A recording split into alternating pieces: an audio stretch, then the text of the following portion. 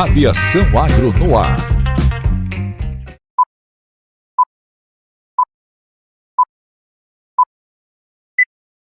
Oi, gente! Está decolando neste momento, com o perdão do trocadilho, um programa que vai falar sobre a aviação agrícola brasileira. Sejam todos muito bem-vindos, sejam todas muito bem-vindas ao Aviação Agro no Ar.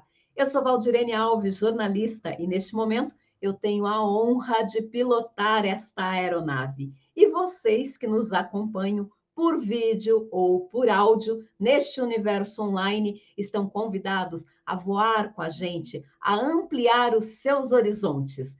E eu quero te dizer uma coisa, fique com a gente até o final, porque eu tenho certeza que você vai gostar. E convide também outras pessoas para conhecer o nosso programa. Curta, compartilhe, marque aquele amigo, aquela amiga que você sabe que gosta do universo agro e também da aviação agrícola. Antes de continuar, eu quero te fazer uma pergunta. Manga com leite faz mal? É um veneno, como falavam as nossas avós? Mito ou verdade? Então, eu já dei pistas do que vamos falar aqui no programa de hoje. Mitos e verdades da aviação agrícola. Fique ligado, vem muita coisa boa por aí. A aviação agrícola é, ironicamente, a ferramenta mais vista e a menos conhecida do agro. Justamente por isso, ela está cercada de mitos e verdades e sofre muitos estereótipos. Por isso, é foco desse programa de hoje. O avião se tornou, em muitos casos, símbolo da luta contra os agrotóxicos. E por que isso acontece? Na maioria das vezes, por falta de informação. Então, bora esclarecer essa situação e com quem entende do assunto. Sabe quem vem conversar com a gente sobre esse tema? Quem está aqui na nossa sala? Quem está na nossa sala? Está aqui comigo, já na minha tela, Marcelo Drescher, engenheiro agrônomo formado pela Universidade Federal do Rio Grande do Sul. Ele é professor universitário, consultor e instrutor teórico na formação de pilotos agrícolas, agrônomos, coordenadores e técnicos, ou seja, é o especialista ideal para o nosso bate-papo sobre mitos e verdades. Tudo bem, Marcelo? Seja muito bem-vindo. Obrigado, Valdirene, obrigado. Prazer enorme estar aqui tentando trazer luz a essa questão da aviação agrícola aí que gera, por vezes, algumas dúvidas que são extremamente importantes de serem esclarecidas. Vamos lá. Vamos lá, Marcelo, na linha de mitos e verdades. A aviação agrícola, ela pode ser usada em todo o território nacional ou só em algumas regiões específicas do país? Valdirene, a priori é verdade. Por que eu coloco a priori? Porque hoje nós temos uma proibição no estado do Ceará. Então, por uma questão legal, lá nós não estamos empregando a pulverização aérea.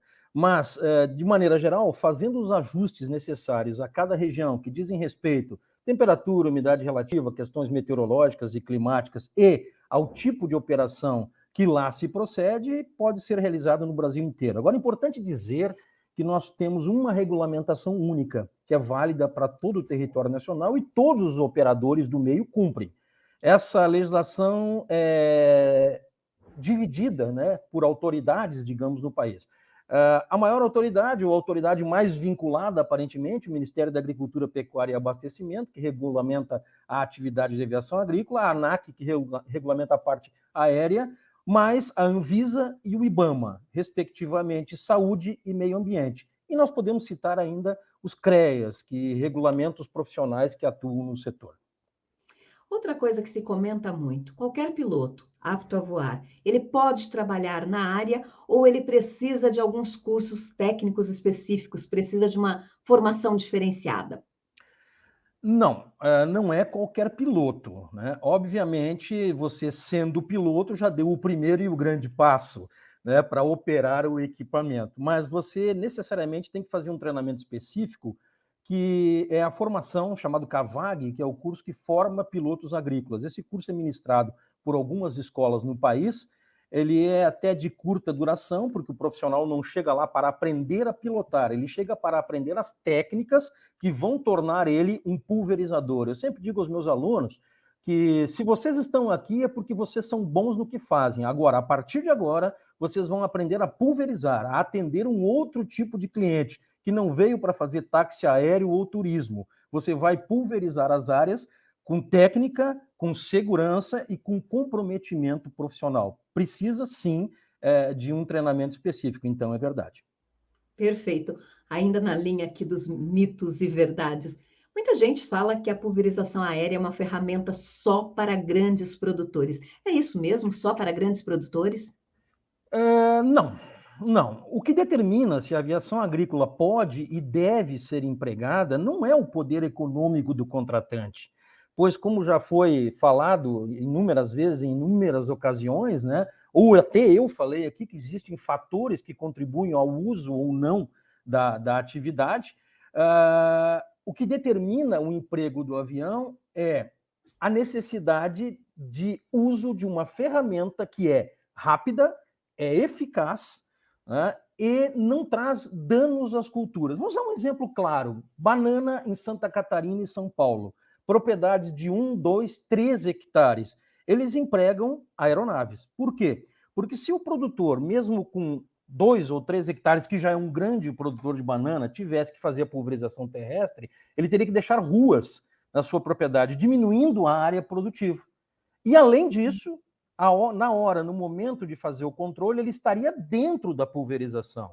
Ele passaria 1 hora para fazer 1 hectare, estando dentro da pulverização. Se ele contrata uma aeronave, a aeronave vai fazer com uma velocidade muito maior, digamos, dependendo da região, aí o avião pulverizando banana leve em Santa Catarina, vamos dizer que faça 20 hectares em 1 hora, né? E, fundamental, o produtor não está dentro da pulverização. Ele não está se contaminando. Ele contrata o serviço, a aeronave vai lá, opera o serviço para ele, né, com altíssimas garantias em termos de meio ambiente e, fundamentalmente, saúde humana. Então, é mito. Pequenos produtores também empregam aeronaves. E, se nós tomarmos agora os drones, que entraram no mercado há pouco e estão voltados, sim, num primeiro momento, a tirar o homem de dentro da pulverização, ou seja, produtores de muda, fumicultores, produtores de pequeno porte, onde o drone entra, se encaixa como uma luva, nós temos ainda mais intensificado essa questão de que pulverização aérea não é só para grandes proprietários ou milionários, né? Perfeito. Vamos entrar agora num outro tema também super comentado, a questão da deriva. Muito se perde e realmente se contamina o meio ambiente, mito ou verdade? Mito, mito. Não que não exista a deriva. Aí há que se dar uma explicação. Eu digo que é mito, pois a aviação agrícola não pode ser encarada como uma atividade vinculada, associada à deriva, pois esse fenômeno pode acontecer com a aérea, com o terrestre e com a costal, aquela que vai nas costas do homem e o homem vai caminhando dentro da área. Ali também pode ter deriva, né? O processo de deriva está associado a fatores ambientais, vento, temperatura, umidade relativa, que são os mesmos para todos os processos. Pode acontecer vento em qualquer momento, seja com operação terrestre, com costal ou com aérea. Então, o fenômeno da deriva ele não é vinculado à aviação agrícola, é vinculado à técnica empregada, né, às condições ambientais e outra coisa que acho que convém falar. O pessoal associa muito a deriva ao avião porque quando a gente pergunta assim, por quê? Ah, porque o avião aplica no ar. Ok. A pergunta que eu faço, o terrestre aplica onde? Ele pincela na planta? Ele injeta na planta? Não, ele aplica no ar também. Então, o veículo, o meio de passagem das gotas é o mesmo. Só este raciocínio serviria para nós introjetarmos, aceitarmos e raciocinarmos que o fenômeno de deriva não está vinculado à pulverização aérea, mas sim à atividade de pulverização, tanto terrestre como costal, como aérea. Tá? Então, há que se aplicar a técnica correta, isto sim. E como a aviação agrícola tem profissionais formados para fazer esse tipo de trabalho, eu até diria que a pulverização aérea tem um quê a mais de segurança, que é o acompanhamento e o preparo técnico de todos. Então, não é que não aconteça a deriva, eu não posso dizer que é mito, eventualmente pode acontecer, mas não é vinculado tão somente à pulverização com aeronaves. Não sei se foi claro, mas é por aí. Excelente, Marcelo. Sobre esta questão que você terminou de falar, aqui no nosso programa, sempre cabe mais um. É isso mesmo, sempre cabe mais um. E eu vou conversar agora com Ulisses Antoniassi. Ele é engenheiro agrônomo com mestrado, doutorado e é pesquisador. O professor Ulisses fez todo um trabalho sobre o mito dos 99% de perda. Professor, seja muito bem-vindo. Que trabalho é esse, professor? Conta para a gente, por gentileza. Valdirene, é um prazer estar com vocês aqui. E, de fato, esse mito é talvez um dos mitos mais enraizados na aviação agrícola e um dos mais injustos. Até porque qualquer pessoa que tenha uma mínima noção agronômica sabe que se existisse uma técnica de aplicação que perdesse 99% do que é aplicado, ela não funcionaria. E a aviação agrícola é uma ferramenta de sucesso, é uma ferramenta que traz toda a eficácia agronômica dos tratamentos. O que acontece é o seguinte, por vezes esse mito vem sendo trazido, né, para dentro da aviação agrícola a partir de conceitos, né, que foram criados nas décadas de 1970 e 1980, na discussão das questões ambientais do uso de inseticidas. Então, o mito apareceu mais ou menos assim. No final dos anos 70, 80, alguns pesquisadores nos Estados Unidos, querendo chamar a atenção para as questões ambientais, começaram a publicar, né, artigos opinativos, não de ciência, não de pesquisa, artigos opinativos, dizendo que a aplicação de inseticidas era uma técnica muito ineficiente. Por quê? Porque se aplicava o inseticida, 99% do que era aplicado, né? Na realidade, se a gente pegar esses trabalhos lá da década de 1970, ele dizia que era 99,9% do produto aplicado não chegava nos insetos. Bom, nós não vamos nem discutir essa questão se chegava ou não chegava. O problema é que esses trabalhos não têm nada a ver com aplicação aérea. Então, a pesquisa que eu fiz foi baseado na reprodução desse mito, né, que foi vinculado à aviação agrícola, num artigo de jornal aqui no Brasil. A reportagem dizia que uma pesquisa feita na universidade, na Unicamp, né, tinha uma tese de doutorado que comprovava que a aplicação aérea era muito ineficiente porque perdia 99%. Muito bem. Então, eu sou professor da universidade, eu vou, né, atrás da tese, busquei a tese de doutorado. A palavra aviação agrícola, avião, não existe na tese. Era apenas uma reprodução daquele mito de que 99% das aplicações não chegavam no alvo. Era uma tese que nem tratava de aplicações, era uma tese ligada a questões analíticas de laboratório. A fonte usada pela autora, né, citava um trabalho de 10 anos atrás que dizia a mesma coisa, e eu fui buscando, né, e fui voltando no tempo até chegar naqueles trabalhos originais. Agora, uma coisa muito importante, em nenhum momento esses trabalhos citam aviação agrícola.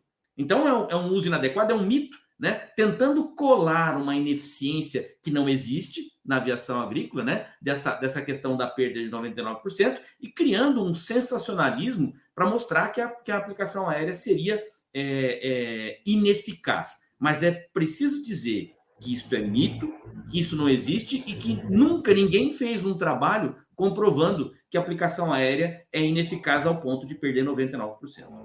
Não seria uma coisa lógica, né, professor?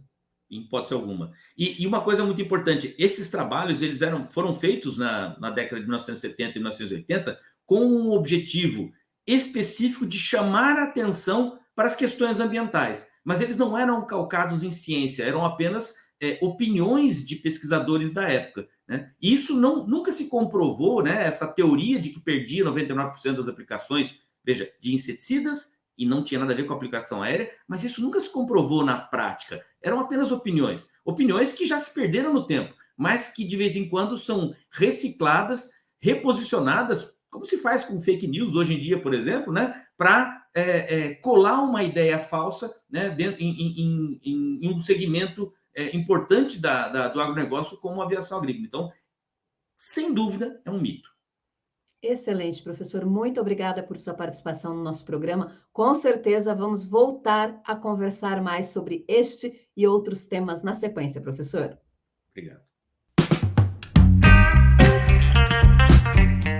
E voltando voltamos a conversar aqui com o Marcelo. Mas antes, Marcelo, de eu te fazer a próxima pergunta, deixa eu perguntar para quem está acompanhando o nosso programa. O que você está achando? Você que está nos acompanhando por vídeo, por áudio, está gostando? Então, olha, avisa aquele pessoal que gosta do tema para nos acompanhar e para assistir aos nossos episódios.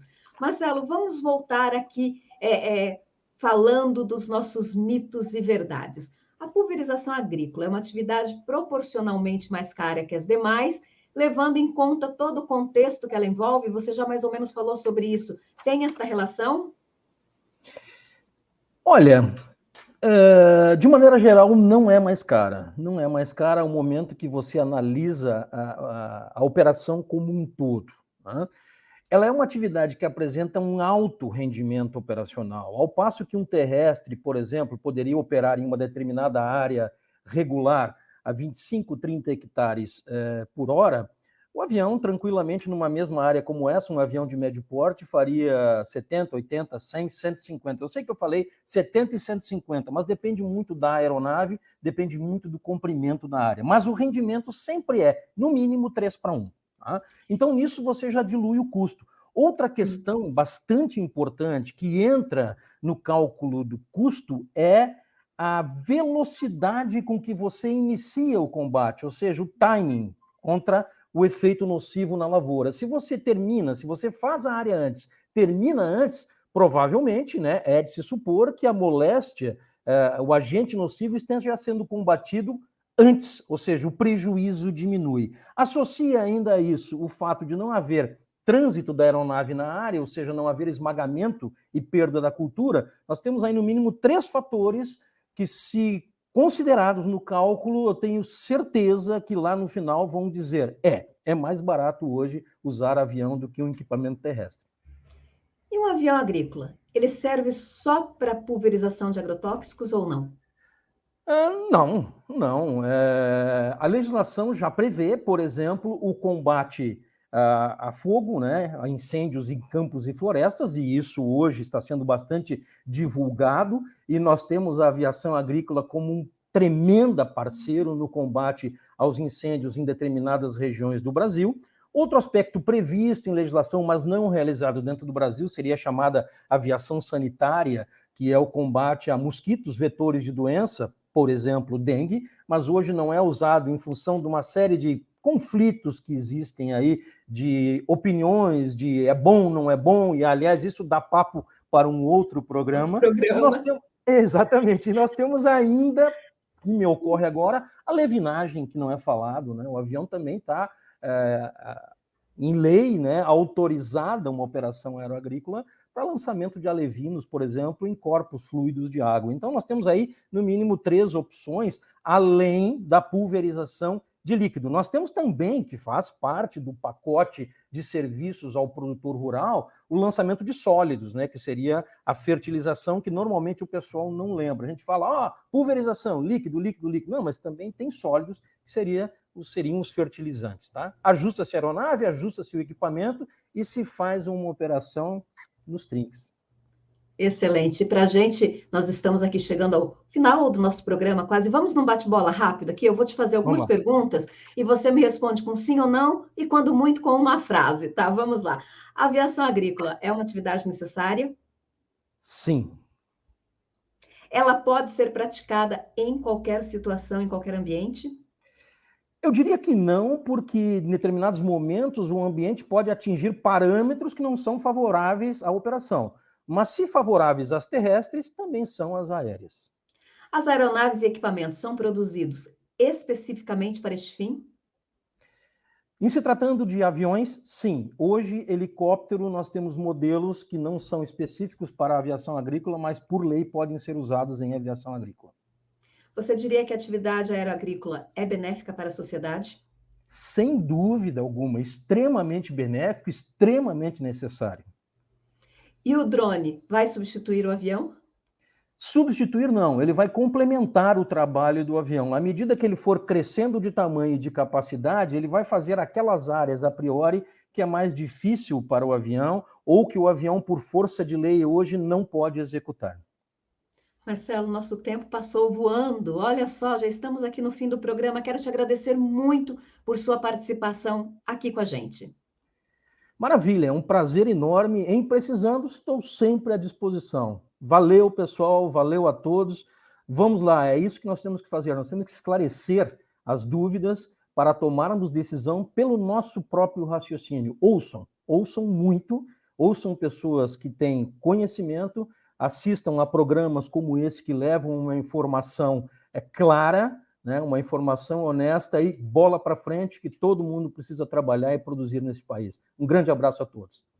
Muito obrigada, Marcelo. E lembrando que este conteúdo ele precisa ser compartilhado por você para que ele chegue a mais gente nesse universo online. Você já sabe que aqui nós temos conteúdo de áudio e de vídeo, então você nos acompanha pelo canal que for mais fácil para você. Eu sou Valdirene Alves e eu te espero no nosso próximo programa, quando vamos falar sobre a história da aviação agrícola brasileira. Você sabia que a aviação agrícola tem mais de 70 anos e é uma das melhores do mundo e é o único meio de tratamento de lavouras no Brasil com legislação própria? Sim, meus caros e minhas caras. E vamos falar sobre isso no nosso próximo programa. Eu te espero. Até lá. Tchau. Aviação Agro no Ar. Oferecimento SINDAG. Produção S Clara Comunicação e W Congress.